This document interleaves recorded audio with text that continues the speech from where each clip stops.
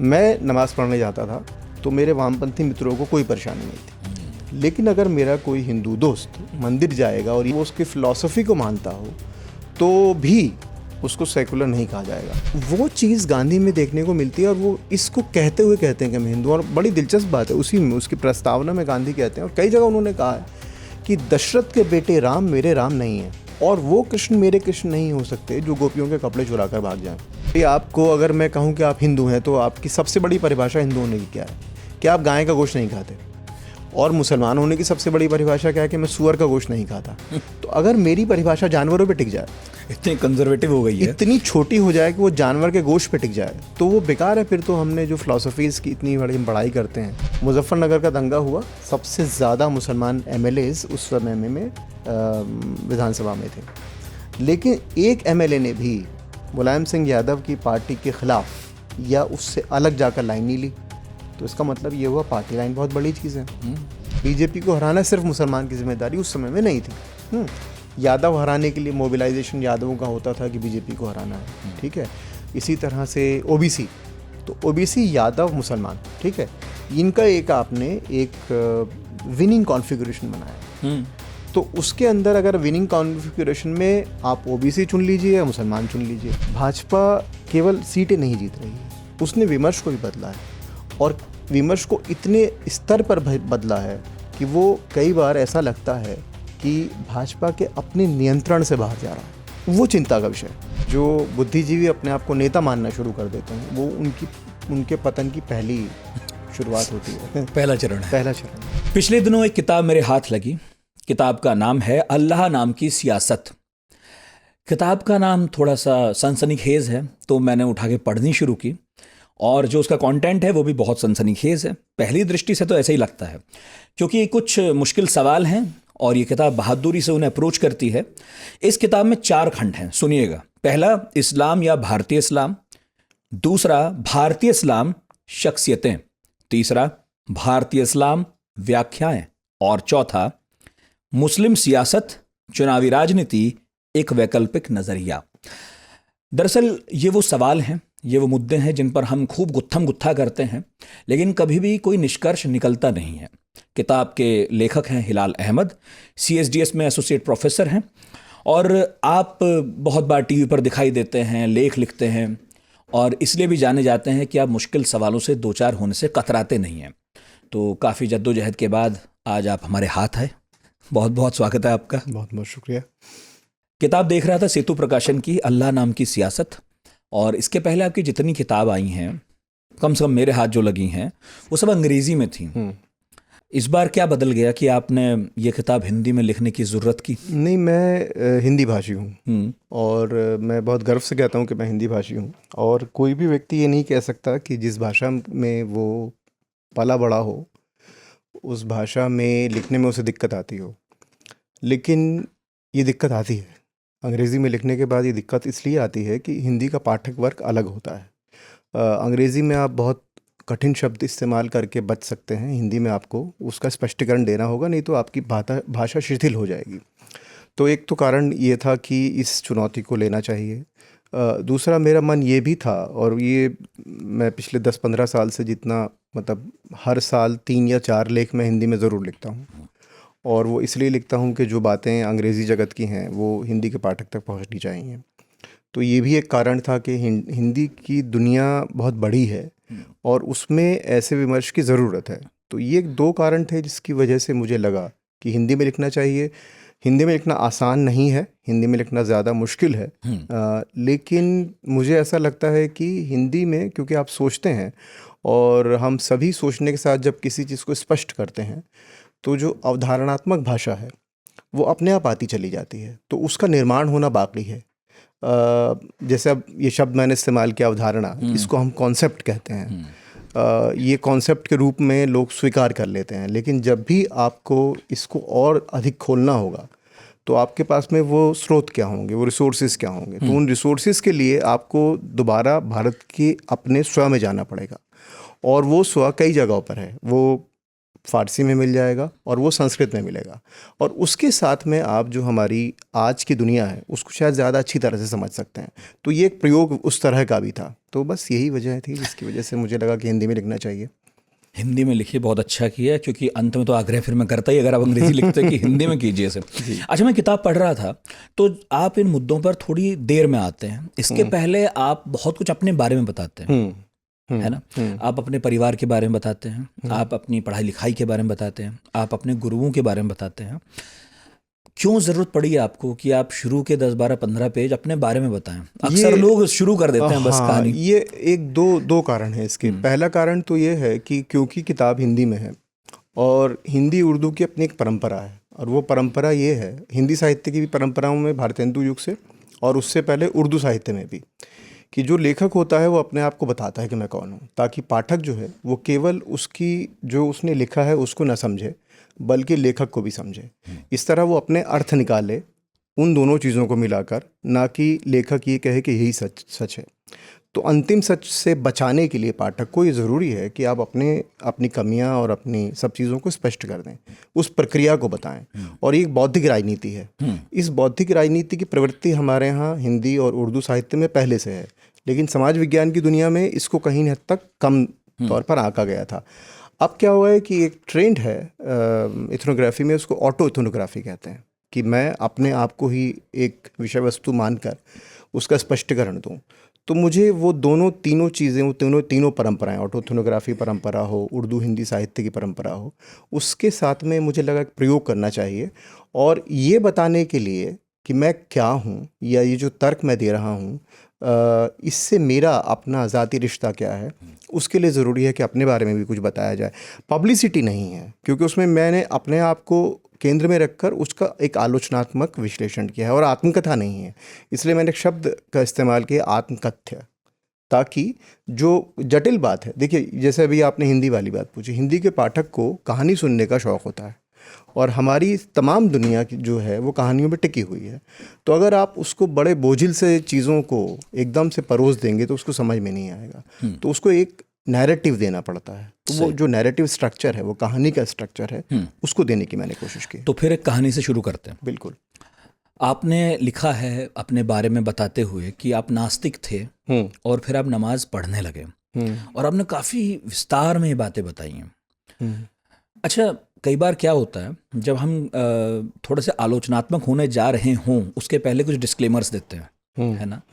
ये वैसा कुछ तो मुझे लगा भी नहीं, क्योंकि आपने हर तरह से शिनाख्त की अपनी खुद की, कि मैं क्यों नास्तिक था, मैं क्यों नमाज पढ़ने लगा, फिर अब मुझे नमाज की जो फील है वो कैसे कुछ और लगने लगी है। अब मुझे कोई विरोधाभास भी नहीं दिखाई देता कि अगर मैं धर्मनिरपेक्षता की बात करूं तो भी मैं नमाज पढ़ सकता हूं।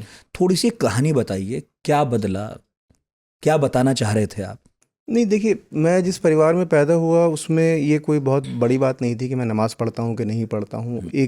और मैं क्योंकि पढ़ने लिखने में थोड़ा सा ठीक ठाक था, तो और जिस स्कूल में पढ़ता था वहाँ पर अपनी छवि अपने आप गढ़ लेते हैं, और वो ज़माना भी था 80 के दशक का। तो उसमें जो हमारे जो विमर्श है, प्रगतिशील विमर्श था, उसमें आपके प्रगतिशील होने की पहली शर्त है कि आप धर्म को गाली बकें। मैं भी ऐसे करता था।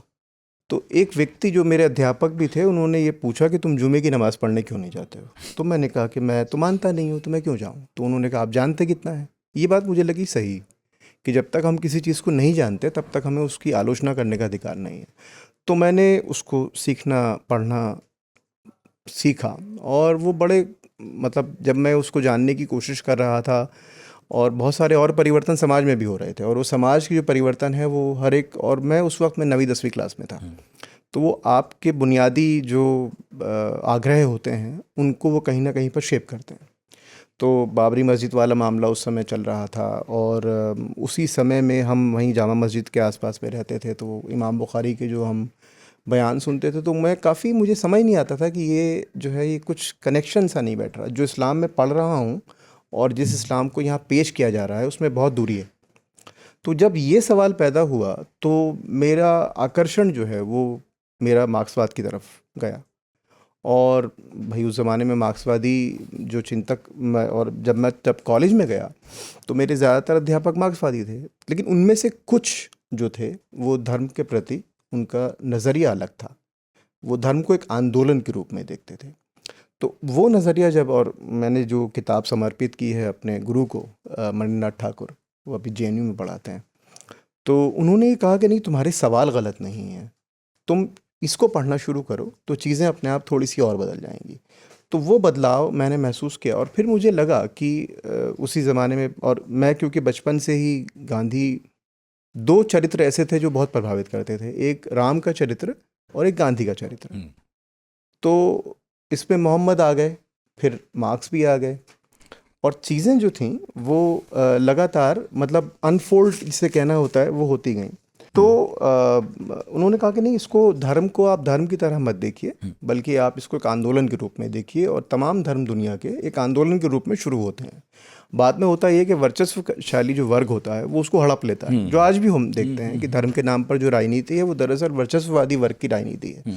तो इसीलिए मुझे एक नया चश्मा मिला उस चीज़ को देखने का, और फिर मुझे कोई विरोधाभास नहीं लगा। मुझे ये लगा कि, और इसी वजह से शायद मैंने ये लिखा भी है कि जो मैं नमाज़ पढ़ता हूँ वो शायद उस तरह से नमाज नहीं पढ़ता हूँ कि जब मैं ये मान कर चलूँ कि कोई एक ऐसी मायावी दुनिया है जिसमें मरने के बाद मैं जाऊँगा। मुझे ऐसा लगता है कि दुनिया यही है, वो एक दार्शनिक प्रश्न है, और क्योंकि ज्ञान कभी ख़त्म नहीं होता, इसलिए अल्लाह का विचार कभी, ईश्वर का, अल्लाह का जो भी, वो कभी ख़त्म नहीं होगा।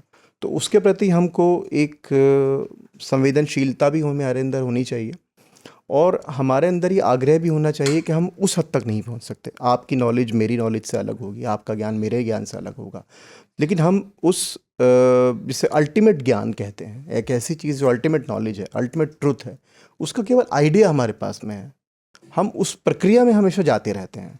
तो इसलिए जो भगवान का विचार है वो बड़ा एक दिलचस्प विचार है, जो हमको हमेशा प्रेरित करता है, एक उस सतत प्रक्रिया है, सच को जानने की सतत प्रक्रिया। जब मैंने ये पढ़ा और ये सोचा तो मुझे लगा कि गांधी काफ़ी प्रासंगिक है इन चीज़ों को समझने के लिए। तो बस वो परिवर्तन यही है। आप, कई मुश्किल बातें हैं जो किताब में आप एक्सप्लोर करने निकले हैं। एक जगह आपने लिखा है, मुसलमान मुसलमान होते हैं, अगर वो पढ़ लिख कर इस्लाम अपनी निजी ज़िंदगी में उसके उसूलों के मुताबिक ज़िंदगी गुजारते हैं उसे, तो इसमें क्या बुराई है? वैसे भी हिंदुस्तानी सेकुलर विमर्श का दायरा इतना बड़ा है, सेकुलर होने के लिए मज़हब छोड़ने की ज़रूरत नहीं है। एक सच्चा पक्का मुसलमान बेहद आसानी से सेकुलर हो जाता है। अगर हम सेकुलरिज्म को चीरें फाड़ें, और अब तो कई तरह की अर्थ निकलते भी हैं, लेकिन अगर हम चीरे फाड़ें तो उसमें एक अर्थ है कि धर्म से निरपेक्ष होना चाहिए। हमसे अक्सर लोग बात करते हैं तो बोलते हैं कि भाई तो कोई व्यक्ति निरपेक्ष कैसे हो सकता है धर्म से? कोई सिस्टम तो हो सकता है। मैं समझना चाहूँगा कि आपने इस बारे में क्या राय बनाई है? नहीं, इसमें ये बहुत दिलचस्प सवाल है, और मुझे पता था कि जो भी व्यक्ति इस किताब को ध्यान से पढ़ेगा वो इस टिप्पणी पर ज़रूर जाएगा। यहाँ कहने का मतलब ये है कि जब भी हमें जो सेकुलरवाद शब्द हमें जिस तरह से परोसा गया, वो गलत तरीके से परोसा गया।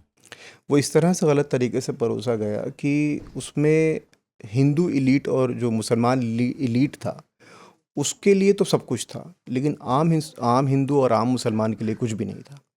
तो इसीलिए ये एक काफ़ी इलीटिस्ट किस्म का विमर्श रहा। लेकिन आम लोग इस तरह से ज़िंदगी नहीं जीते हैं। आम लोग जो हैं उनकी ज़िंदगी में धर्म भी रहता है और वो एक दूसरे से मिलते भी रहते हैं।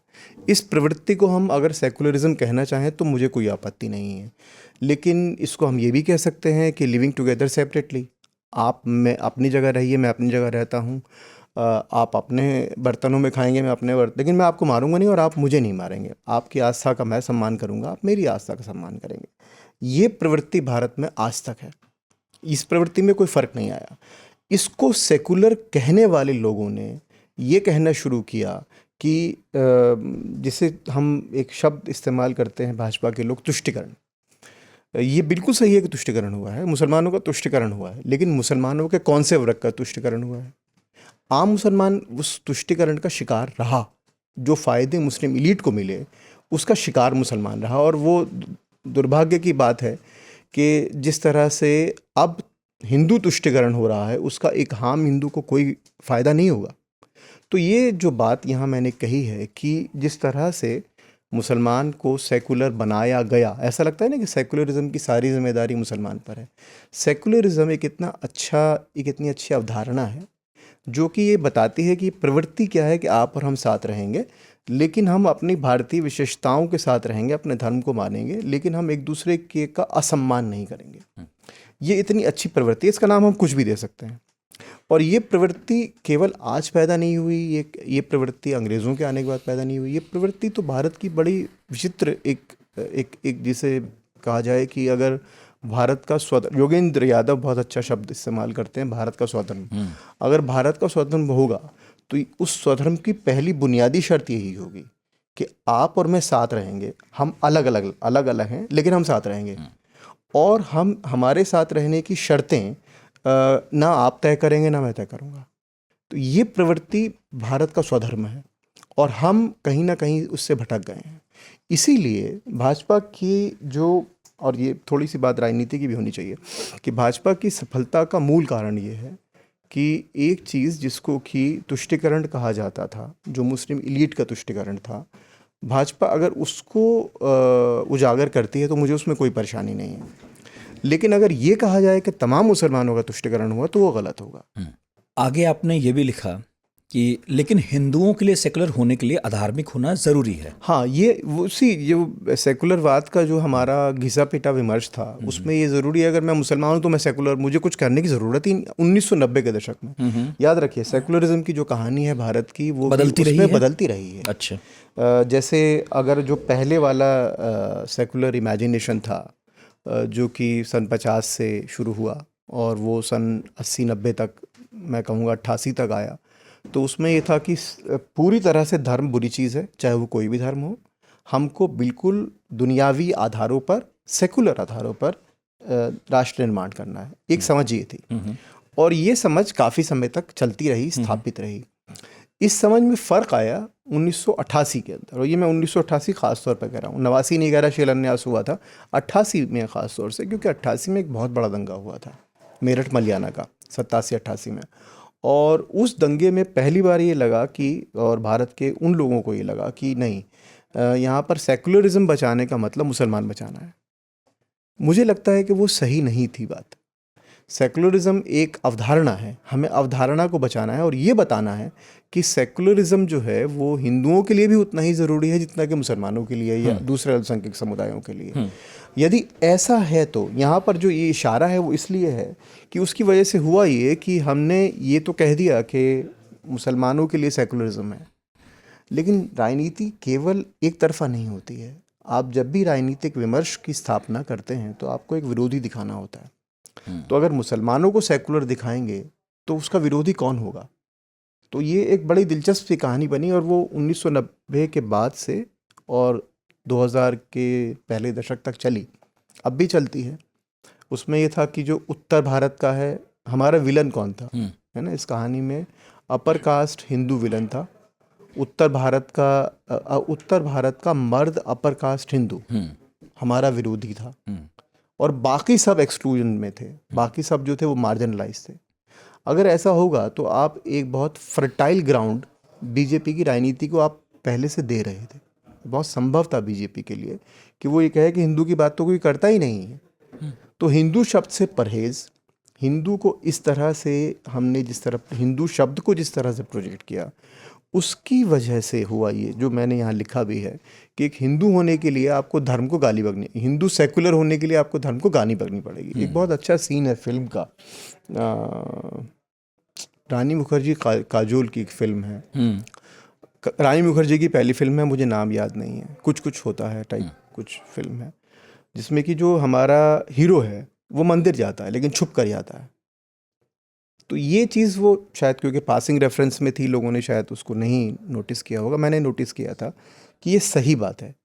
मैं नमाज़ पढ़ने जाता था तो मेरे वामपंथी मित्रों को कोई परेशानी नहीं थी, लेकिन अगर मेरा कोई हिंदू दोस्त मंदिर जाएगा और ये कहेगा कि मंदिर जाएगा, और मान लीजिए कि वो उतना ही क्रिटिकली, जितना क्रिटिकली मैं इस्लाम को देख रहा हूँ उतना ही आलोचनात्मक वो हिंदू धर्म के साथ में हो, लेकिन हिंदू धर्म की सबसे बड़ी खूबी ये है कि वो फ़िलासफ़िकल है। अगर वो उसकी फ़िलासफ़ी को मानता हो तो भी उसको सेकुलर नहीं कहा जाएगा। तो ये विरोधाभास था, और इस विरोधाभास का परिणाम हमने 20 साल बाद देखा। इंटरेस्टिंग है ये, क्योंकि मुझे भी ये सही लग रहा है, क्योंकि आपने अभी जो कहा ना बात, अब मैं ध्यान दूं अगर, कि ये ग्राउंड बन रहा था। अगर आप हिंदू पहचान स्वीकार करने वाले किसी व्यक्ति के साथ ऐसा बर्ताव करें, हाँ, तो जो बहुत सारे और बाकी लोग हैं वो इसे बहुत ध्यान से देख रहे हैं, तो उन्हें एक वक्त तो कभी आएगा जब ऐसा लगेगा कि यार वहाँ प्रॉब्लम नहीं है और हमारे साथ आपको प्रॉब्लम है। हाँ, बिल्कुल। तो वो असंतुष्टि कभी वो तो इतनी कहीं बड़ी ना होनी कहीं ही पर थी इतनी बड़ी हो जाएगी कि फिर वो कि ये कहा जा सके हिंदू होना क्या गाली होना हो गया क्या? एग्जैक्टली हिंदू होना क्या गाली। देखिए यहाँ पर एक एक जो गांधी वाला लेख है इसमें, उस पर मैं थोड़ा ये, क्योंकि गांधी ने, सब ने क्या किया, मतलब अंबेडकर सहित, नेहरू, अंबेडकर, ये लोग, ख़ास तौर से अंबेडकर, और अंबेडकर पहले ऐसे व्यक्ति हैं जो कि मुस्लिम बहुलताओं को या विविधताओं को इंगित करते हैं। वो कहते हैं मुसलमान एक नहीं होता। हाँ? ये चीज़ मुझे हमेशा मुझे लगता था कि गांधी इतना फ्रीली हिंदू मुसलमान क्यों करते हैं और कोई नहीं करता। तो गांधी के विमर्श में हिंदू मुसलमान वो बिल्कुल हिंदू मुसलमान के रूप में ही आता है।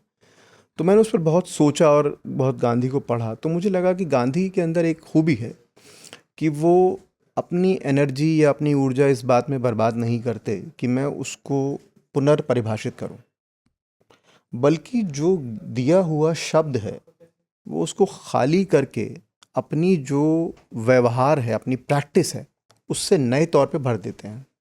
तो गांधी को देख के आपको लगता है कि ये हिंदू हैं, क्योंकि उनकी बॉडी, और गांधी की बॉडी पूरे फुल ऑफ एक्सपेरिमेंट है, वो प्रयोगों से भरी हुई है।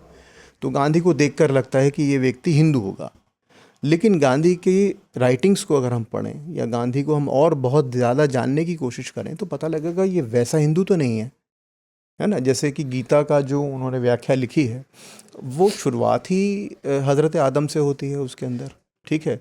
और मूल रूप से उसका जो सार है वो ये है कि कुछ हमारे सिद्धांत होते हैं, सिद्धांत बहुत बड़े होते हैं, उनको व्यवहार में उतारना तकरीबन नामुमकिन होता है, लेकिन हम उन सिद्धांतों तक पहुंचने की कोशिश करें। जो अहिंसा का सिद्धांत है, क्योंकि हम महाभारत में ये देखते हैं, और गीता जो है वो तो निचोड़ है महाभारत का, उसमें हम ये पाते हैं कि हाँ ये तो हिंसा की बात हो रही है, लेकिन उस हिंसा को उस हद तक ना लेकर जाना, वो कौन से मूल्य होंगे जिससे हम उससे रुक जाएं। तो वो चीज़ गांधी में देखने को मिलती है, और वो इसको कहते हुए कहते हैं कि मैं हिंदू। और बड़ी दिलचस्प बात है, उसी में उसकी प्रस्तावना में गांधी कहते हैं, और कई जगह उन्होंने कहा है कि दशरथ के बेटे राम मेरे राम नहीं हैं, और वो कृष्ण मेरे कृष्ण नहीं हो सकते जो गोपियों के कपड़े चुरा कर भाग जाएं। मेरे कृष्ण तो एक आदर्श मूर्त हैं, ठीक है। अब अगर ये हिंदुइज्म है, अगर ये हिंदू की परिभाषा है, तो आपको गांधी अलग किस्म के हिंदू लगेंगे। तो इसीलिए हिंदू और मुसलमान जैसे शब्दों को प्रचलित शब्दों को अलग तरीके से व्यवहार में लाना, ये गांधी की राजनीति है।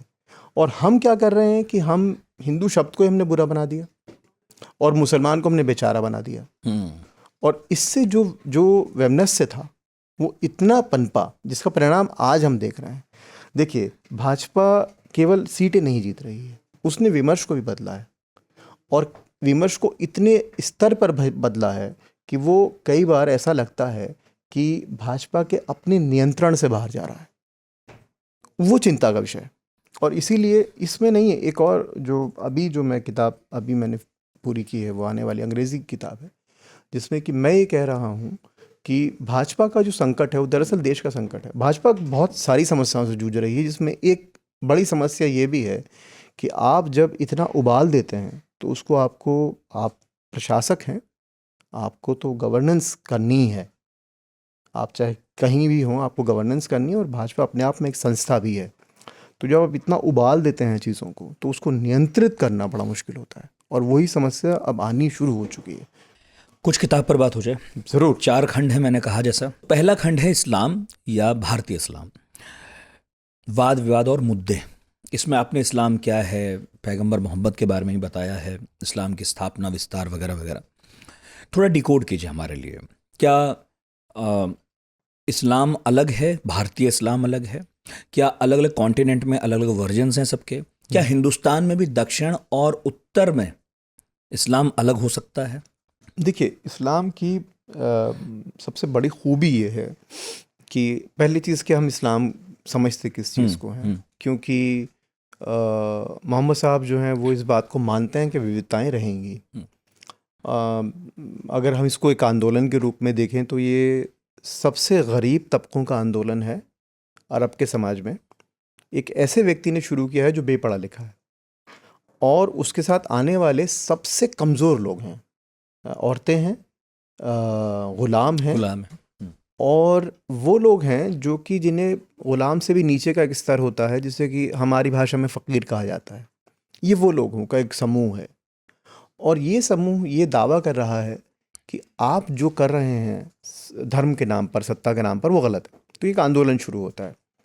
और लेकिन दिलचस्प बात इसकी ये है कि ये आंदोलन, जब मोहम्मद साहब जो हैं वो मक्का से मदीना जाते हैं, तो मदीना जाकर जो इस राज्य की स्थापना करते हैं वो इस्लामिक राज्य नहीं है। वो पूरी तरह से एक ऐसा राज्य है जिसमें कि उसमें यहूदी भी हैं, उसमें ईसाई भी हैं, और उनके साथ में एक समझौता होता है। एक समझौते के ज़रिए चलने वाली संस्था, राज्य रूपी संस्था बनाई जाती है, जिसमें सबके अपने अपने धर्म और उस तरह की चीज़ें चलती रहती हैं। फिर इस्लाम ज़्यादा ताकतवर होता है, और फिर वो मक्का फ़तह हो जाता है, मक्का जीत लिया जाता है। दिलचस्प चीज़ ये है कि मक्का जीतने के बाद जो विरोधी हैं वो मुसलमान हो जाते हैं। यही सबसे बड़ी विडंबना है इस्लाम की, कि वो जिन आदर्शों, मूल्यों के ख़िलाफ़, जिन चीज़ों को लेकर जो उसके विरोधी थे, जो सत्ताधारी लोग थे, वो मुसलमान हो गए। और शायद यही वजह है कि मोहम्मद साहब का जो आखिरी खुतबा है, जो उनके 63 साल की उम्र में आखिरी हज के पहले उन्होंने एक भाषण दिया था, और उसमें वो यही बात कहते हैं कि असली मुसलमान जो है वो वही होगा जो विविधताओं को माने, जो महिलाओं, ग़ुलामों, बच्चों के अधिकारों की बात करे। कोई किसी से बड़ा नहीं है और कोई किसी से छोटा नहीं है। तो कुरान जो है वो कोई मुसलमानों के लिए तो उतरी हुई चीज़ है नहीं, मतलब वो मुसलमानों को संबोधित नहीं करता है, वो तो मानवता को संबोधित करता है। तो ये जो तबका था, जो कि जिसने आधिपत्य जमा लिया, उसने नया मज़हब बनाया। अगर इस्लाम का धार्मिकरण देखा जाए तो वो मोहम्मद साहब की मृत्यु के बाद है। और इस धार्मिक प्रवृत्ति ने क्या किया कि वो एक रूपता का एक विमर्श चलाने की कोशिश की, लेकिन वो एक रूपता एक हद तक जाती है, क्योंकि जहाँ जहाँ इस्लाम चलता गया, क्योंकि इस्लाम केवल उस सत्ताधारी वर्ग से नहीं आ रहा था, वो उन लोगों से भी आ रहा था जो नीचे से आ रहे थे, जो सूफ़ी थे और अलग अलग जगहों पर जा रहे थे। वो अलग अलग जगहों पर गए और उन्होंने अलग अलग तरीक़े से उन सिद्धांतों को, जो इस्लाम के सिद्धांत थे, परिभाषित करना शुरू कर दिया। तो इसीलिए विविधताओं से भरा है। तो अब जिस चीज़ को हम, अब यही कहानी में भारत भी बड़ी दिलचस्प चीज़ है। भारत जिसको हम आज कहते हैं वो रिपब्लिक ऑफ इंडिया है, लेकिन वो भारत जिसको हम अगर 10वीं सदी में देखें तो वो ऐसा नहीं होगा, उसका नक्शा भी ऐसा नहीं होगा। इनफैक्ट नक्शा होता ही नहीं था। तो आज मैं आपसे पूछूं भारत क्या है, तो आपके मन में सबसे पहली चीज़ नक्शा आएगी, लेकिन उस ज़माने में नक्शा ऐसा नहीं था, ऐसा भूगोल नहीं था, ऐसा भूगोल नहीं था।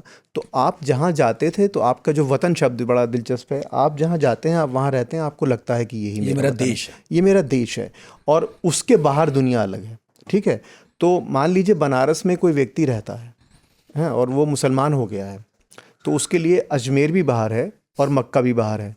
तो ये जो पूरी आउटलाइन है मैप की, वो बड़ी नई चीज़ है। ठीक है, इसी से विविधताएं तय होती हैं। तो इस्लाम जहाँ जाता है, जहाँ गया, उसने अपने आप को उसके रूप में ढाल लिया, तो इसलिए भारतीय इस्लाम एक चीज़ हुआ। लेकिन भारतीय इस्लाम एक नहीं होगा, उसमें विविधताएं भरी होंगी। दक्षिण में अलग तरीके से, जैसे दक्षिण में तो देखिए दिलचस्प बात यह है, केरल में, और पहले आया भी उधर ही आया था पहले केरल में, जिन्हें लगता है कि तलवार के बल पे आया, तो वो भी हिस्ट्री को पता नहीं किधर से पकड़ रहे हैं। बिल्कुल। इनफैक्ट मैं जब पाकिस्तान में होने वाले विमर्श पढ़ता हूँ, तो वहाँ भी ज़ियाउल हक के वक्त के बाद में ये बात बताने की कोशिश है कि साहब जो पहले आया वो तो सन 712 में आया है। वो भी ये नहीं समझाने की कोशिश करते कि व्यापारियों के साथ उस वक्त ही चला आया था जब मोहम्मद साहब खुद जीवित थे। हाँ। और इस पर हमारे यहाँ भी बहुत कम काम हुआ है, मतलब कोई बताने वाला है नहीं, कोई ढंग से गंभीरता से पढ़े तो पता चलता है बिल्कुल कि नहीं व्यापारियों के साथ आया था। और उसके बाद हमलावर आए जो कैसे भी मान लीजिए मुसलमान थे, उसके भले शखून भी थे। हाँ एग्जैक्टली, वो भी तो बाहर से थे, हम उनको तो नहीं मानते हैं बहरहाल। लेकिन जो आप बात कर रहे हैं व्यापारियों वाली, बहुत केरल का उदाहरण जो है बहुत दिलचस्प है। सबसे पुरानी मस्जिद, सबसे पुरानी मस्जिद, और उससे भी ज़्यादा कि बड़ा दिलचस्प है कि वो समंदर का है रास्ता, और जो सत्ता के लोग हैं, देखिए यहाँ एक चीज़ और बहुत दिलचस्प है, उसको समझना चाहिए। जो लोग कहते हैं ना कि मुसलमानों का शासन, तो एक चीज़ होती है, इसे अंग्रेज़ी में डिवीजन ऑफ लेबर कहा जाता है। जो जाति व्यवस्था है, और इसीलिए मुसलमानों में जाति होती है क्योंकि वो मूल तौर पर तो हिंदू, ये शब्द हिंदू इतना इससे परहेज़ नहीं करना चाहिए। अमीर खुसरो अपने आप को हिंदू ही कहते थे, ठीक है। तो अभी भी हम कहीं जाते हैं, हाँ मैं कहीं जाता हूँ, मतलब मैं सीरिया में एक बार काफ़ी साल पहले, अब सीरिया ऐसा नहीं था, तो मैं उतरा तो उसने मुझे उतरते ही नमस्ते किया, ये जानते हुए कि मेरा नाम क्या है, और उस महिला ने ये भी कहा कि आप हिंदू हैं, क्योंकि उन सब के लिए हम हिंदू हैं। तो ये एक जो ज्योग्राफिकल एक जो जिस क्षेत्र में, जिस भूगोल में हम रहते हैं, ये वो नाम है, ठीक। तो लेकिन वहाँ बहुत दिलचस्प एक डिवीजन ऑफ लेबर था केरल में, कि जो बंदरगाह पर जाएंगे, क्योंकि हुआ ये कि वो जो अरब व्यापारी थे वो आकर बस गए, बस के उन्होंने शादियाँ की, तो जो उनके बच्चे हुए जिन्हें मोपला कहा जाता है, बिल्कुल वो बहुत क्रिएटिव थे। क्यों? इस वजह से उनको अरबी भी आती थी और उनको मलयालम भी आती थी। तो इसीलिए जो नई भाषा का जन्म हुआ उसे अरबी मलयालम कहा जाता है, जो कि बहुत अलग किस्म की भाषा है। और जितनी चीज़ों के नाम जो इस्लामी नाम हैं वो अरबी मलयालम में ही हैं। मस्जिद, जिसको दुनिया भर में मस्जिद कहा जाता है, उसे पल्ली कहा जाता है, केरल में आज तक कहा जाता है पल्ली। तो इसका मतलब क्या हुआ कि जहाँ जहाँ इस्लाम गया वहाँ वहाँ उसके स्वरूप बदलते गए, और वो वैसा ही होगा जैसा कि वो बड़ा समाज होगा, ठीक है। तो एक तरफ तो लोकलाइजेशन ऑफ इस्लाम होगा, उसका स्थानीकरण होगा, और दूसरी तरफ ये सभी चीज़ें जब मिलेंगी तो एक ऐसी संकल्पना बनेगी जो अपने आप में पूरी विविधतापूर्ण हो। मेरे घर में एक तस्वीर है जो मैंने ख़रीदी थी सऊदी अरब से, और वो बहुत बहुत दिलचस्प तस्वीर है। वो पहली तस्वीर है काबा की, और उस काबा की पहली तस्वीर के अंदर, क्योंकि काबा ऐसा गोल है, तो उसमें अलग अलग लोग नमाज़ पढ़ रहे हैं, उन सब के पहनावे अलग हैं। ये 1890 के आसपास की तस्वीर है। उन सब के पहनावे अलग हैं। हाँ, फोटोग्राफ है। उन सब के पहनावे अलग हैं, उनके इमाम अलग हैं, लेकिन वो सब मुसलमान कह रहे हैं अपने आप को। और शायद यही वजह है कि अब गुरु नानक जाते हैं, और गुरु नानक की जो मुझे ऐसा लगता है कि दो लोग, गुरु नानक और सरमद शहीद, ये दो ऐसे सूफ़ी हैं जो कि ब्रिज हैं हिंदू और मुसलमान के। भारतीय इस्लाम में इनको शामिल करना चाहिए, ये उस परिधि में आते हैं, भारतीय इस्लाम के विमर्श में इनको शामिल करना चाहिए। तो इसीलिए जो विविधता वाली बात है, भारतीय इस्लाम होगा क्योंकि वो भारत की जो मूल स्वधर्म जिसके मैंने कहा उसके साथ पनपेगा। और देखिए, अशरफ अली थानवी बहुत बड़े इस्लामिक स्कॉलर हैं, उनका अगर आप कुरान की तफसीर पढ़ें तो आपको ये बात, जो स्वधर्म वाली बात मैं बराबर कह रहा हूँ कि हमारे हिंदुस्तान में ऐसा नहीं होता, हमारे यहाँ ऐसा नहीं होता, तो हमारे यहाँ ऐसा, वो हमारा क्या है। और वो उस ज़माने में तो हिंदू मुस्लिम बहुत चरमोत्कर्ष पर है, वो 1930, 34, 35 में लिख रहे हैं, तब वो हमारा कहते हैं। तो इसका मतलब वो कह रहे हैं कि हम अरब नहीं हैं, हमारा अलग है, लेकिन हम मुसलमान हैं। तो ये जो डिस्टिंक्टिवनेस है इंडियन इस्लाम की, वो मुझे लगता है कि वो बहुत ज़रूरी है। इनफैक्ट ये संघ परिवार में भी काफ़ी विमर्श में था, और अब तो हिंदुस्तान में भी बहुत सारे मुसलमान कहते हैं, और पाकिस्तान के भी मुस्लिम स्कॉलर से बात कहते हैं कि हम जो अपने नाम रखते हैं, हमारी कोशिश होती है कि हम अरबी नाम रखें, क्योंकि हम ये मानते हैं कि जो इस्लाम है, चूंकि वो अरब से आया है, वो लोग पहले मुसलमान बने, तो हम भी थोड़ा अपना कुछ नाम या पहनावा कुछ वैसा कर लें। लेकिन ये बस एक ज़िद है, या बस ये कोशिश है, बल्कि इस कोशिश से बचा जाना चाहिए, क्योंकि हम जिस कल्चर में रहते हैं या हम जिस भूगोल में रहते हैं, वहाँ जिस तरह के नाम रहे हों वैसे नाम रख भी लें, क्या फ़र्क पड़ता है। यूं भी खाना पीना सब कुछ तो हम कौन सा अरबिक ढंग से खा पी रहे हैं। देखिए, मैं इसका बड़ा सही बात आपने कही कि मैं दिल्ली का हूँ, दिल्ली का मैं कह रहा हूँ, तो मैं, क्योंकि हम शाहजहानाबाद के हैं, तो हमारा जो पूरा शाहजहानाबाद, मेरी एक किताब है, बहुत अच्छी किताब है, कंटेस्टेड होमलैंड्स, नाजिमा परवीन की, जो दिल्ली के मोहल्लों के ऊपर है। और उस किताब के ज़रिए मैं ये बात कहना चाहता हूँ, बहुत दिलचस्प बात है। और ये क्योंकि मैं वहाँ का हूँ रहने वाला, तो मैं, क्योंकि हमारा जो डिवीज़न है, हमारी जो हर एक समाज बटा हुआ होता है, लेकिन जो बंटवारा है वो जातिगत बंटवारा है। तो जिस जाति में मैं हूँ, मुसलमान होकर, मेरे यहाँ की शादी और जिस जाति में मेरे शाहजहानाबाद का हिंदू होगा उसकी शादी के रीति रिवाज बिल्कुल एक से बराबर होंगे, सिवाय निकाह के और फेरों के। हाँ, इसी तरह से एक चीज़, और इंसान की ज़िंदगी में 3 चीज़ें ऐसी होती हैं जो बुनियादी हैं। एक जब वो पैदा होता है, एक जब उसकी शादी होती है, और एक जब वो मरता है। चाहे वो पैदा होने के रिचुअल्स हों, चाहे वो शादी के रिचुअल्स हों, या मौत के रिचुअल्स हों। तो जैसे कब्रिस्तान जाकर एक आदमी ये कहेगा कि आपको कड़वी रोटी खानी है, जैसे शमशान में जाकर एक आदमी कहता है, दिल्ली वालों का ये है। तो जिस भूगोल में आप होते हैं उस भूगोल में आपको उस वैसे ही होते हैं आप। धर्म आपका एक मान्यता एक होती है जो है ना कि भाई मेरी पूजा पद्धति हो सकता है ऐसे आपसे अलग हो, जो गांधी कहते थे। हाँ, जो गांधी कहते हैं कि अलग अलग रास्तों से ईश्वर खोजा जा सकता है, और आप अलग और मैं अलग रास्तों से खोजते हैं। तो पर मेरी समझ में नहीं, इसमें झगड़ा क्या है? वो यही बात कह रहे हैं कि अगर खोजा जा सकता है अलग अलग रास्तों से और इस बात पे हम सब सहमत हैं, तो फिर इसमें झगड़ा क्या है? लेकिन झगड़ा होता है। झगड़ा इस तरह से होता है कि जो विरोधाभास हैं वो विरोधाभास भी बहुत सारे होते हैं। और विरोधाभास कब देखिए, जैसे ही झगड़ा शुरू होता है, अगर मैंने सांप्रदायिक दंगों पर एक स्टडी किया, और मैंने और बहुत सारे और लोगों ने जिन्होंने काम किया है सांप्रदायिक दंगों पर, वो दंगा कभी भी धर्म के आधार पर शुरू होता ही नहीं है। बिल्कुल, उसका कुछ और कारण होता है, और क्योंकि लड़ने वाले अलग अलग धर्मों के होते हैं इसलिए हम उसको सांप्रदायिक दंगा नाम दे देते हैं। तो कहीं ना कहीं पर सांप्रदायिकता ऊपर से थोपी जाती है। अब क्या हो गया है कि अब क्योंकि उसका कोई विकल्प हम नहीं देते, है ना। आज की हमारी सबसे बड़ी समस्या ये है कि ये हिंदू मुसलमान वाली बात नहीं है। देखिए, ये उद्दंडता की बात है। आज के समाज में समाज सुधार नाम की चीज़ ख़त्म हो चुकी है। राजनीतिज्ञों से आप उम्मीद मत कीजिए कि मोदी जी आएंगे और समाज को सुधारेंगे, या राहुल जी आएंगे और समाज को सुधारेंगे। तो फॉल्ट लाइंस और गहरी करने का खेल है, ये तो उनका अलग काम है। अगर वो कुछ भी करें, लेकिन जो समाज को सुधारने का काम है वो समाज सुधारक का होता है। ठीक है, हमारे समाज से जिसको कहा जाता है रैशनल थिंकिंग निकल चुकी है। यही कारण है कि जिस धर्म को आज हम मान रहे हैं, वो कोई भी धर्म हो, हमने एक बहुत बड़ी स्टडी की थी भारत में धार्मिकता की, बाद में प्यू ने भी उसको और बढ़ाया, और हमने ये पाया कि हम धार्मिकता के नाम पर कर्मकांड करते हैं। तो जिस तरह से 19वीं या 20वीं सदी में धर्म सुधार की बात होती थी वो ख़त्म हो गई है। तो हम सिर्फ कर्मकांड को धर्म मान रहे हैं, और उसकी वजह से देखिए, मैं अगर आप आज जो हमने एक सवाल पूछा था, प्यू स्टडी में भी वो सवाल पूछा गया कि भाई आपको अगर मैं कहूँ कि आप हिंदू हैं तो आपकी सबसे बड़ी परिभाषा हिंदू होने की क्या है? कि आप गाय का गोश्त नहीं खाते।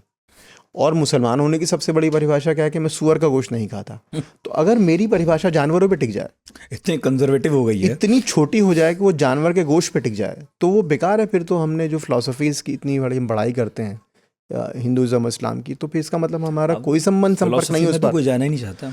यही आप बात पूरी करना चाह रहे तो मैं ऐसे कर दूं कि मैं मेरठ में बहुत वक्त रहा, एक घटना हुई थी, उसमें कोई अंडे की रेहड़ी लेकर जा रहा था और किसी स्कूटर बाइक वाले से टकरा कर गिर गया, उनमें झगड़ा हो गया। झगड़ते हुए तो शायद पता हो या ना हो कि एक पक्ष हिंदू या मुस्लिम है, लेकिन जब झगड़ा बढ़ा और ठीक ठाक हुआ तब मालूम चला ये तो हिंदू मुस्लिम झगड़ा है। हाँ, क्योंकि जब पता चलता रहा कि ये व्यक्ति हिंदू है तो उसके पक्ष में हिंदू आ गए, इधर मुसलमान तो मुसलमान आ गए। हालांकि बाद में उसे रोक लिया। तो बहुत सारे लोगों ने बाद में यही कंक्लूड किया कि भाई हिंदू मुस्लिम झगड़ा ही नहीं है, ये तो दो राह चलते लोगों का झगड़ा है। अब उसमें बाई चांस दोनों अलग अलग धर्म के निकले तो आपसे हिंदू मुस्लिम झगड़ा कहने लगे। बिल्कुल बिल्कुल। तो जो आप कह रहे थे और जो गांधी कह रहे हैं वो वाली बात कि अक्सर जो झगड़े होते हैं जिन्हें दंगे तब्दील हो जाते हैं वो स्थानीय मुद्दे होते हैं। दो लोग हैं जिनका रगड़ा झगड़ा कुछ चल रहा है, धर्म अलग है, तो हम हिंदू मुस्लिम दंगा कहना शुरू कर देते हैं। बिल्कुल। तो अब जैसे इसको अगर मैं उस तरह से देखूं जिस पर आजकल बात हो रही लव जिहाद की, महिलाओं को बेवकूफ़ बनाकर इस्तेमाल करना, ये कोई नई बात किसी एक धर्म विशेष के साथ में नहीं है। लेकिन अगर मान लीजिए एक ख़राब मुसलमान पुरुष और एक सीधी हिंदू लड़की मिल जाए तो उसको हम नाम क्या लव जिहाद देंगे? क्योंकि उसमें एक साजिश की बू आती है। समाज का पूरा पतन हो रहा है, हमें समाज के पतन का आकलन करना चाहिए। हमारे तकरीबन सारे के सारे सर्वेक्षणों में ये बात आती है कि हिंदू मुसलमान की जो सोच है, चाहे वो अच्छे सवालों पर हो या बुरे सवालों पर हो, मतलब 15 साल पहले हमने एक सर्वेक्षण किया था जीन्स पहनने लड़कियों के, कि लड़कियां जीन्स पहने। सरप्राइजिंग कि मतलब हिंदू और मुसलमानों की ओपिनियन इतनी कंजर्वेटिव थी उस विषय पर 15-20 साल पहले की बात बता, अब नहीं है। अब वो सवाल इररेलेवेंट हो गया। तो जैसे जैसे चीज़ें बदलती हैं, चीज़ें बदलती, तो एक रूपता है उनकी सोच में, और यही एक रूपता है उनके पतन में भी। हम समाज के पतन को नहीं समझ रहे हैं। हम सामूहिक रूप से करप्ट हो रहे हैं, हम सामूहिक रूप से करप्ट हो रहे हैं, सामूहिक रूप से हम कंजर्वेटिव हो रहे हैं। हाँ, हम उसको नहीं समझ रहे हैं। वो बड़ा बड़ा सवाल है। कोई भी समाज, थोड़ा कि मुस्लिम समाज में सारी चीज़ें अच्छी हैं या हिंदू समाज में सारी चीज़ें अच्छी हैं, सिख समाज में सारी, सब में कमियां हैं। और वो सब कमियां इसलिए हैं कि वो, इसलिए नहीं है कि वो हिंदू मुसलमान या सिख हैं, बल्कि इसलिए हैं कि जिस समाज में रहते हैं उसका स्तर गिर रहा है। हम जो समाज सुधार, एक बहुत आजकल कोई बात ही नहीं करता है, वो बहुत ज़रूरी है इस समय में। कि आप ये कहें नहीं कर्मकांड के पीछे क्या क्या ये क्या तर्क है। सच में। तो दूसरे खंड में आपने लिखा है सैयद अहमद ख़ान के बारे में, मोहम्मद अली जिन्ना, मौलाना आज़ाद, मौदूदी साहब, इकबाल। आपने इन सबको थोड़ा थोड़ा हिस्सा दिया, थोड़ा थोड़ा इनके बारे में बताया कि किसकी समझ क्या थी इस्लाम को लेकर, भारतीय इस्लाम को लेकर, है ना। मगर मैं इसमें किसी निष्कर्ष पर नहीं पहुंचा इस खंड को पढ़कर। आप क्या कहना चाहते थे? नहीं, बस केवल पाठक को इसीलिए निष्कर्ष नहीं देना है। ये किताब का मूल है, मुझे कोई निष्कर्ष नहीं देना है, पाठक स्वयं तय करे। और इन लोगों का इशारा केवल ये है कि अलग अलग विचारधाराओं से आते हैं और वो उस विचारधारा की बुनियाद जान लें, उसके बाद खुद पढ़ें और अपने निष्कर्ष स्वयं निकालें। ये मेरा, और इनके बिना आप बात नहीं करते, क्योंकि वो जैसे ही अब आप सेकुलर वाले बोलेंगे कि सारे जहाँ से अच्छा इकबाल ने लिखा था, ठीक है, और जो इसको दूसरी नज़र से देखेंगे वो कोई नहीं, तो पाकिस्तान का दार्शनिक जिन्ना है, का साथी था, जिन्ना का साथी था। तो मुझे लगा कि नहीं, इकबाल को एज ए फ़िलासफ़र या एज ए पोएट हमें पढ़ना चाहिए। और फिर उनकी एक राजनीति भी, हर किसी की राजनीति होती है, और हम बात कर रहे हैं 100 साल पहले की। उस समय में ये संभव था कि आप, मतलब हमको कोई भारत का नक्शा तो मिल नहीं गया था उस समय तक, तो संभव था कुछ भी हो सकता है, हम किसी भी तरह की बात कर सकते हैं। और एक ही जीवन कितना लंबा होता है, उसमें इंसान बदलता रहता है। जिन्ना पहले वाले बाद वाले, सावरकर पहले वाले बाद वाले, गांधी पहले वाले बाद वाले, काफ़ी अलग हैं, सब बदलते हैं। पर मुझे इंटरेस्टिंग ये लगा कि आपने जो भारतीय इस्लाम के रेफरेंसेस हैं जिनसे आते हैं, जैसे मौदूदी साहब या इकबाल, सब कुछ छुआ है। तो अगर हमें भारतीय इस्लाम के रेफरेंसेस पकड़ने हैं तो हमें इन लोगों के बारे में और पढ़ना होगा। बिल्कुल, आपकी किताब ये जिज्ञासा जगाती है। बस इतना, इससे ज़्यादा मैं नहीं कोई क्लेम कर रहा हूं। आपने कुछ कहा भी नहीं इसमें इतना। लेकिन एक चीज़ मैं पढ़ रहा था और बहुत चर्चा में रहती है, पॉडकास्ट से पहले भी हम बात कर रहे थे।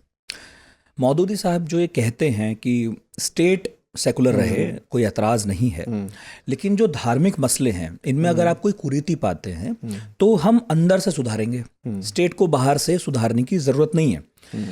अभी हाल में 3 तलाक वाला मामला हुआ, तब भी ये बात उठी, तब कुछ लोगों ने इसे काउंटर किया ये कहकर कि भाई 1828 में सती प्रथा का भी अंत ऐसे ही हुआ था, कब तक वेट करते कि अंदर से कोई बात कहेगा।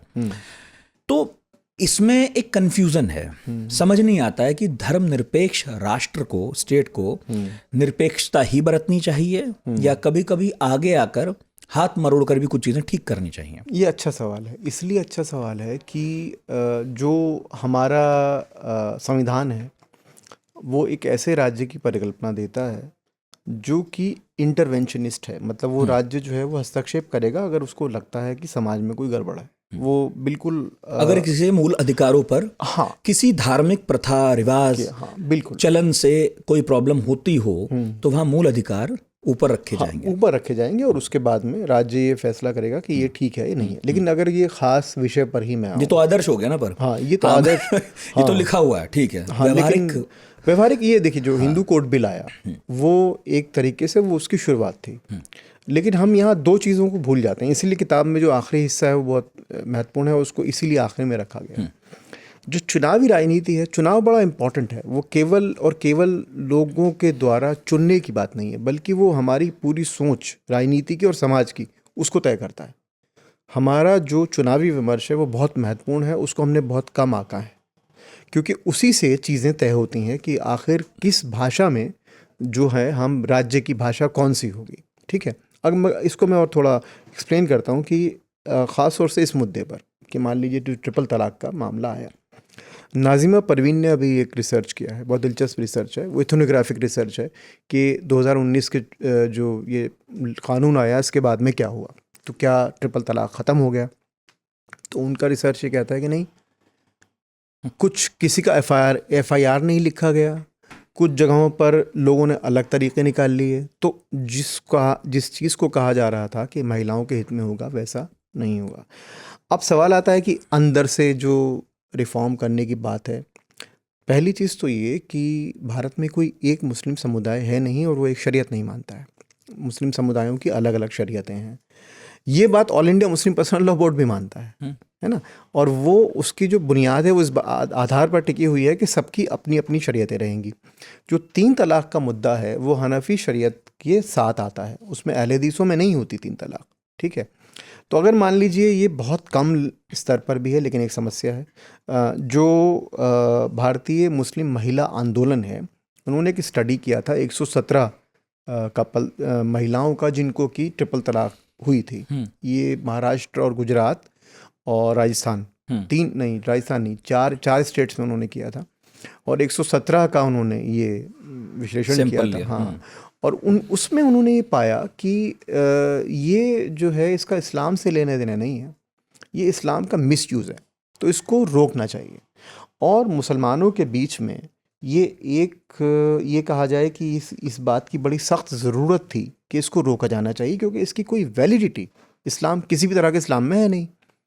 जब इसकी, लेकिन मैंने कहा ना चुनावी राजनीति, तो चुनावी राजनीति में मुस्लिम पर्सनल लॉ बोर्ड की दुकान कहाँ जाएगी अगर ये मामला ऐसे आपस में सुलझा लेंगे तो। एक बात, दूसरी बात ये कि मुस्लिम पर्सनल लॉ बोर्ड केवल, और ये केवल मैं ऐसा क्यों कहूँ कि मुस्लिम पर्सनल लॉ बोर्ड ही इसके लिए है, हमारे देश में मौजूद जितने भी धार्मिक संस्थान हैं वो मूल रूप से महिला विरोधी होते हैं।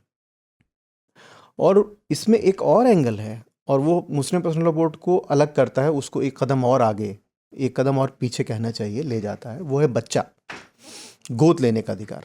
गोद लेने के अधिकार को लेकर सबसे पहले, ये तो बाद में हुआ ना, पर्सनल लॉ बोर्ड जब बना 72 में, ये तो 3 तलाक का मामला तो बाद में आया, पहले तो गोद लेने के अधिकार पर बात हुई थी। तो सवाल ये है कि जिस समाज में हम रह रहे हैं उसकी ज़रूरतें क्या हैं। अगर धर्म ने उन ज़रूरतों को पूरा नहीं किया तो धर्म बेमानी है, और वो इतने दिन तक चलता रहा क्योंकि उसको पोषित करने वाले राजनीतिक तत्व थे।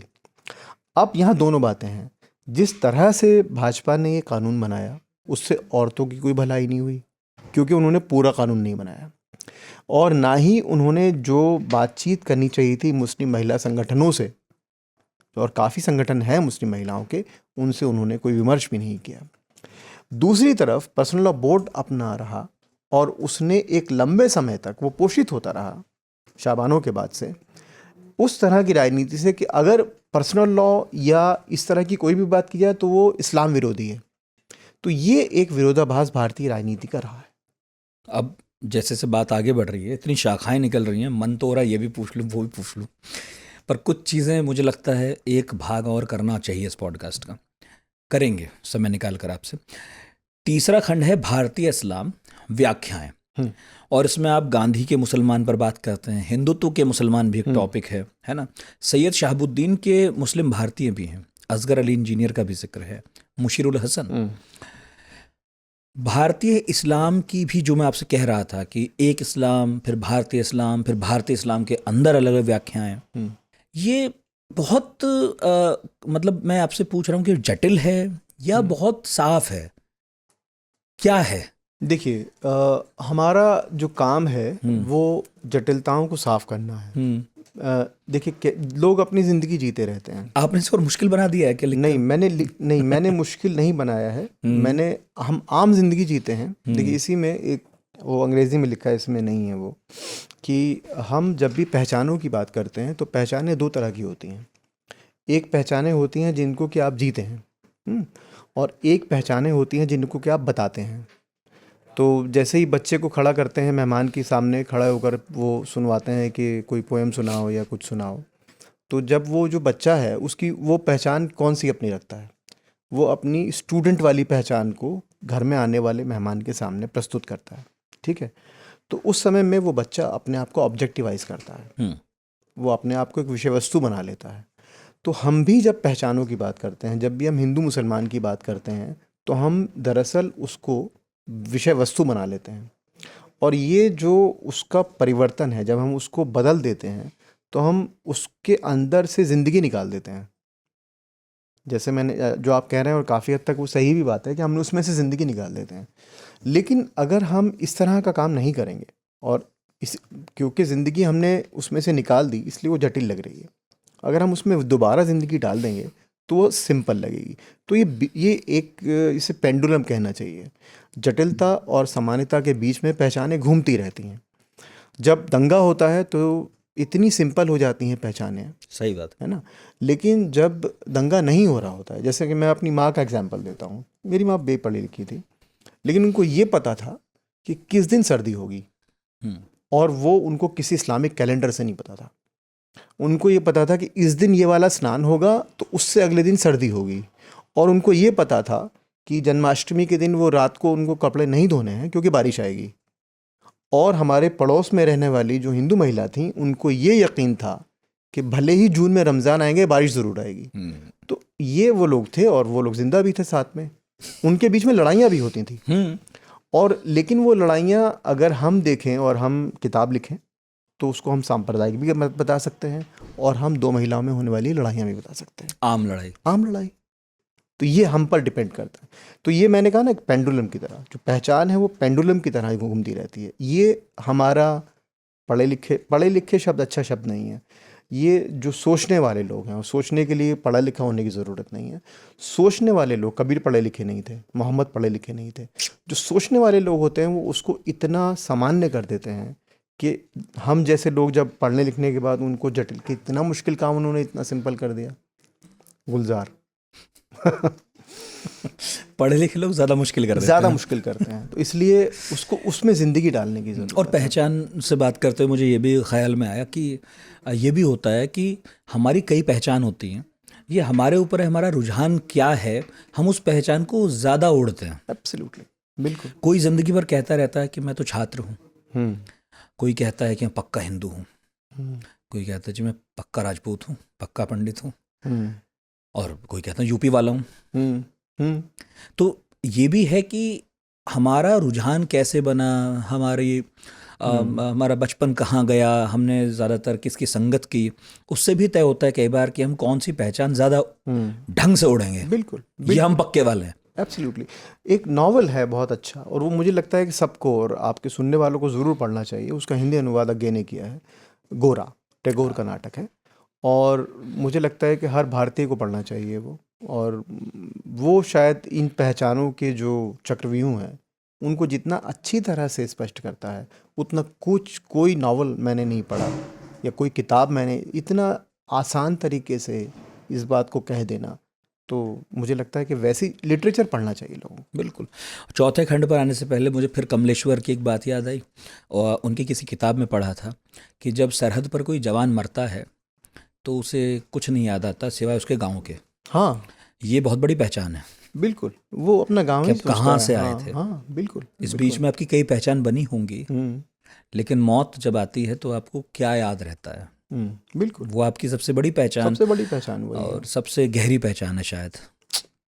चौथा खंड आपने लिखा है मुस्लिम सियासत, चुनावी राजनीति, एक वैकल्पिक नज़रिया, और आप इसमें कई टेबल्स के साथ आए हैं जिसमें आप आंकड़े देते हैं, और ये बहुत जगह मैंने आपको सुना है, आपके लेक्चर्स भी, जिसमें आप बार बार ये बताने की कोशिश करते हैं कि मुस्लिम रिप्रेजेंटेशन, मुस्लिम रिजर्वेशन, इस पर ढंग से बात हो ही नहीं रही है।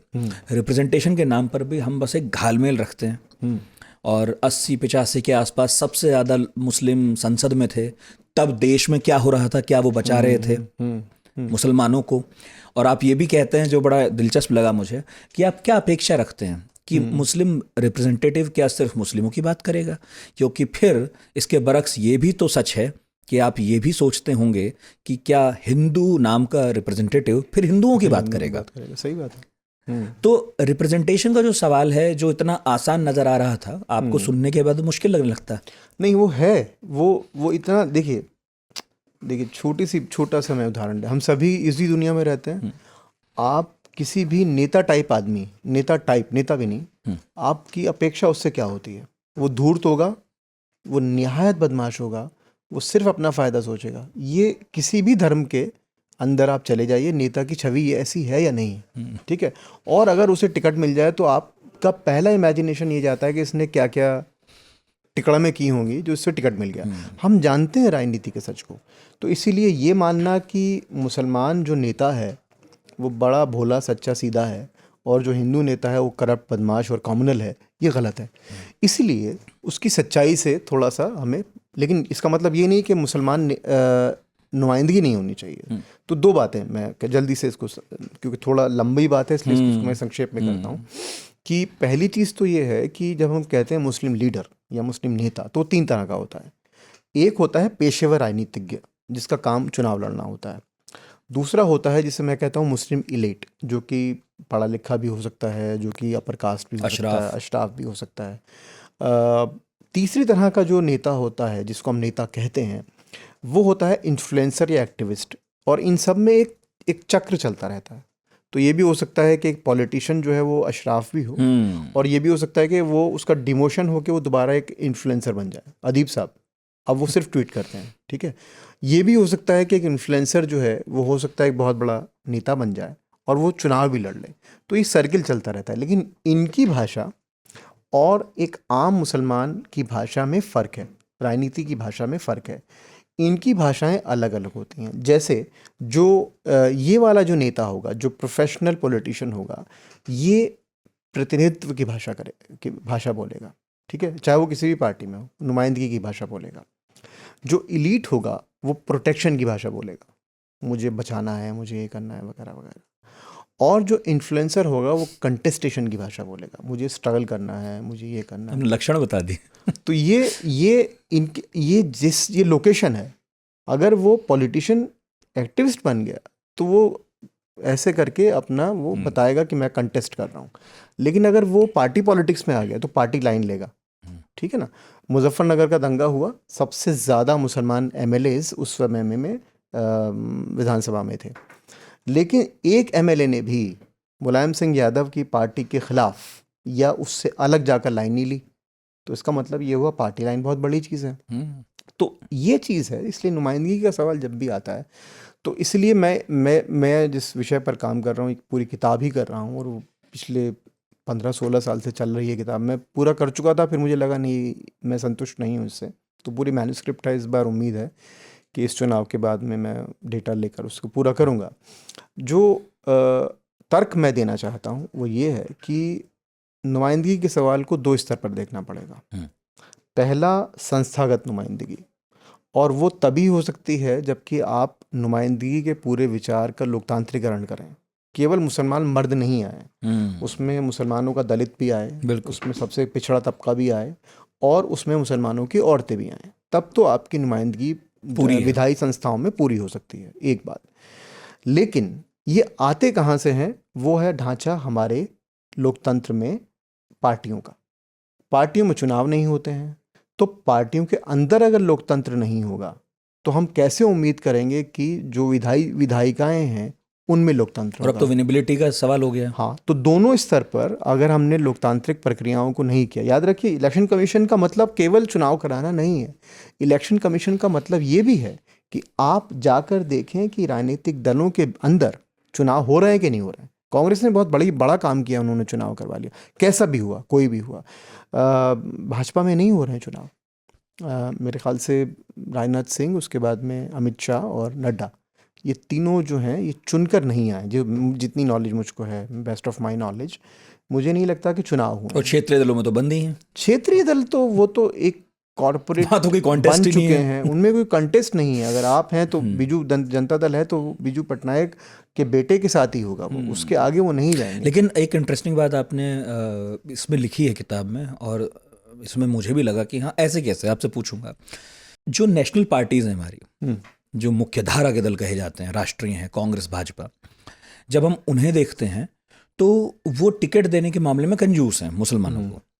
जबकि हम क्षेत्रीय दलों पर आते हैं तो वो सपा, बसपा, आपने इसमें कहा भी है, वो इसमें आगे दिखाई देते हैं, राजद, वो देते हैं टिकट।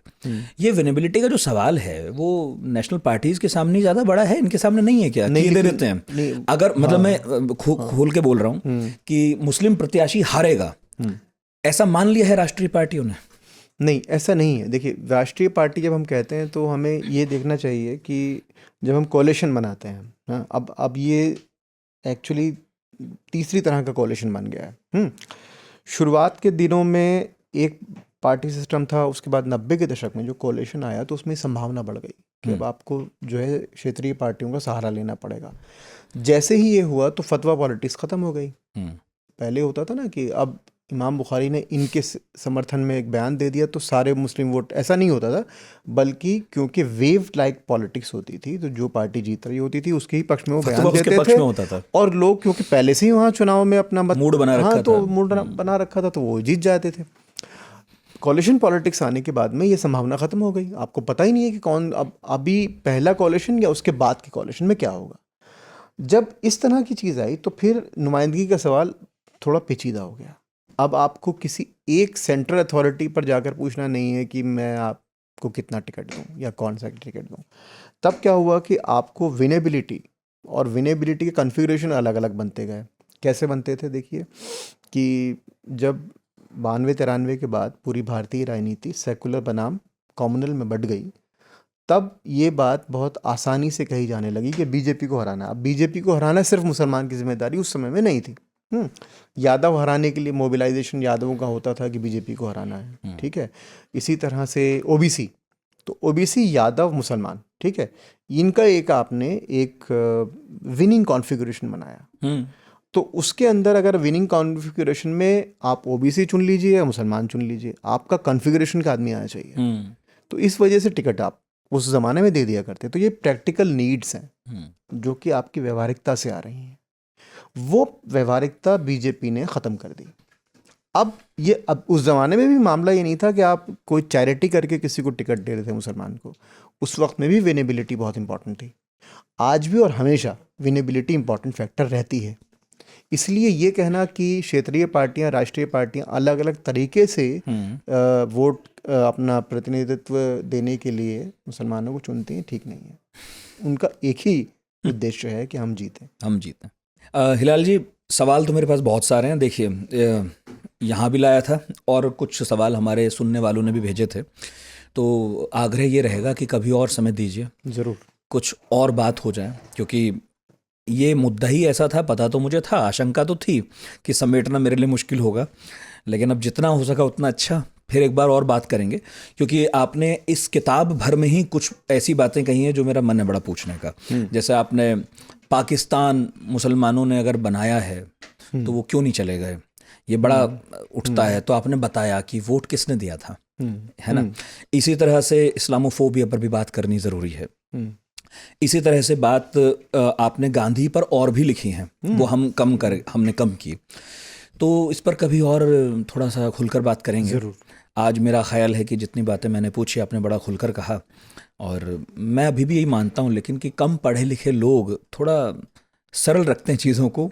ज़्यादा पढ़े लिखों के साथ समस्या भी ज़्यादा है, क्योंकि बेचारे सोचते हैं, नींद भी नहीं आती है ना।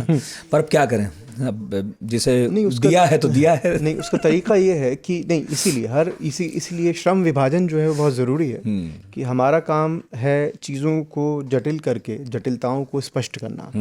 एक राजनीतिज्ञ का काम है उसको सिंप्लीफाई करना। तो हमारे और उनके बीच में हमारा काम ये नहीं है, हम किसी की नुमाइंदगी नहीं कर रहे। हमारा काम सीधा सा ये है कि चीज़ें जितनी ज़्यादा जटिल हैं हम उसको प्रस्तुत करते हैं। पाठक का काम ये है कि वो अपने स्वयं के अर्थ निकाले। राजनेता का काम ये है कि वो उसको और सिंपल करके लोगों के सामने पेश करे। तो सबके अलग अलग काम है। तो हम इसीलिए बड़ा ज़रूरी है कि जो बुद्धिजीवी अपने आप को नेता मानना शुरू कर देते हैं, वो उनके पतन की पहली शुरुआत होती है। पहला चरण है। तो हमने अपना काम किया, आप भी अपना काम कीजिए। अल्लाह नाम की सियासत किताब है, सेतु प्रकाशन से आई है, और इस किताब को पढ़ा जाना चाहिए, क्योंकि बहुत सारी जटिल बातों का रेशा रेशा खोलती है, निष्कर्ष नहीं देती। वो काम आप पर छोड़ दिया है। और आगे फिर हिलाल अहमद से बात करेंगे, वादा तो हो गया है, देखते समय कब मिलता है। तो बहुत बहुत शुक्रिया, इतने धैर्य से आपने सुना, देखा, और जैसा मुझे आदेश निर्देश है आपको बताया है। आप हमें जहाँ भी देख और सुन रहे हैं, सब्सक्राइब कीजिए, रेटिंग दीजिए। अगले गुरुवार फिर हाजिर होंगे। बहुत बहुत शुक्रिया।